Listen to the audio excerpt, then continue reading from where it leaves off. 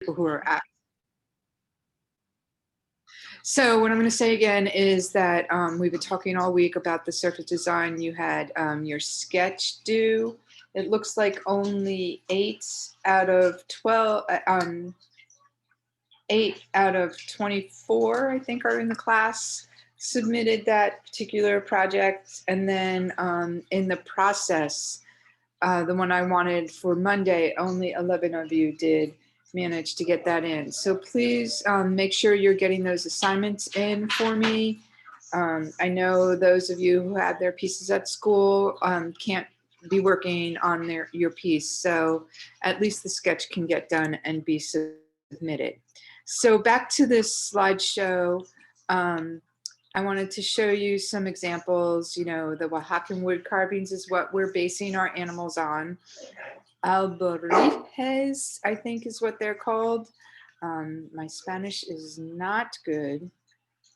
So here is an actual wood carving from Oaxaca.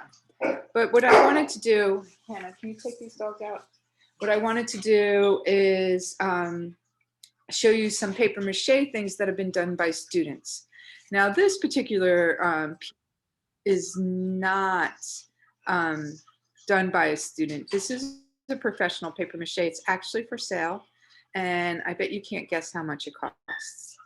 I will tell you that you can order this for a mere $500.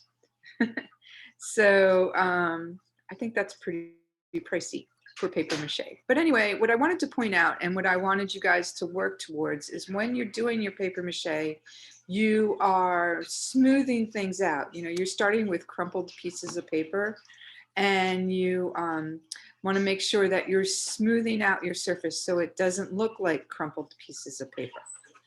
Okay, so here's some examples of student work. Here's an example. A lot of you have chosen to do turtles. And, you know, I like the patterning here on the feet and head, or fins and head. I think they could have done a little bit more with the shell, these flowers. There might have been a little bit more of them, or maybe something more added. When you're doing your painting, you can, if you have a black Sharpie, kind of outline things, and that makes things kind of pop if you want to. Otherwise, you can just use the paint, but you want to make sure that you're doing it as neatly as possible. So here's a couple more. Some people are doing an elephant. You know, this is a really simple design, and I don't mind seeing this at all, but what I would want is this to be carried through, down through the trunk and into the ears. You know, I'd want this to be carried through all the way throughout the whole entire animal. I mean, here's this little bear type guy. Very, very simple design, but it's done really well. You know, the little lines or yeah, whatever these are, all throughout his body. You know, they look well done. It's clear. It doesn't look messy. The animal looks really good. Sits there kind of well.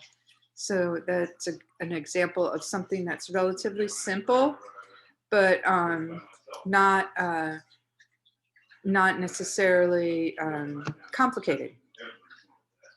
So I know that someone's doing a bird, so I wanted to show this bird to you. And I wanted to, even though this kind of looks very realistic with this part of the beak and the way the eyes are and stuff like that, it still has some patterning on it. So again, very simple patterning, and you know, pretty easily done and still following the criteria of the project. So then here's another one, this horse. They've added other parts to into this part. So they've added some yarn into this, but the decoration on the horse, the surface design, is just really well done.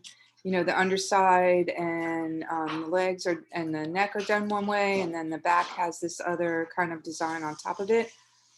So those are, that's a pretty successful project.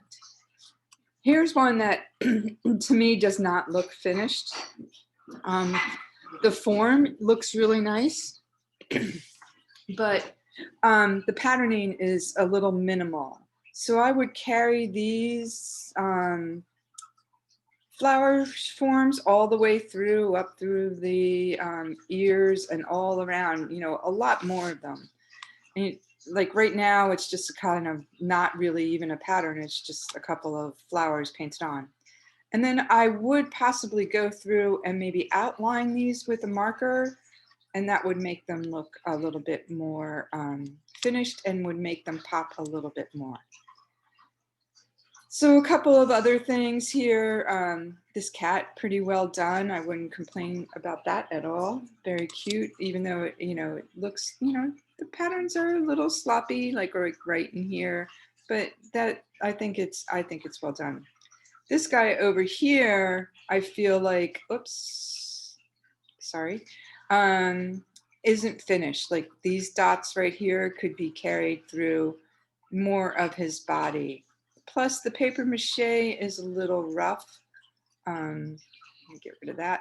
And like you can see how it's still a little bumpy and whatnot. So I would have, if this person was in my class, I would have encouraged them to do a little bit smoother on their paper mache. And that's done while your paper and your animal is wet. So you're going to kind of use your fingers to smooth that out. So I am going to stop sharing my screen and say that you should be definitely submitting both the color sketch. Now that's just on paper. So I said, use your original sketch that you were to submit on the 17th of November, and you can just color that in with the design that you want for your piece. Other than that, I think that progress, wherever you are in your progress, I'd like to see it. So just take a picture of it and submit that. If you're having difficulty getting photographs done or photographs, you know, into Schoology, you can simply show me through the Zoom, and as long as you just write in the assignment that, you know, you can't get the photo in there, and I can look at it in Zoom and put the grade in. So there's lots of options for you guys to get all these grades in. The final project is going to be done on Monday. I put the assignment into Schoology. So that means done paper mache and done painting. So I know you guys that have your pieces at school, don't freak out. You'll be able to get them and be able to work on them, and there'll be no penalty for them being done later than Monday.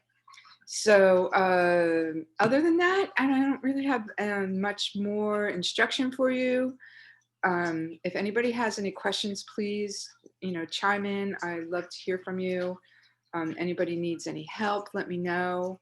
And then I would think that, you know, everything is, you should be using this time to be working. Okay.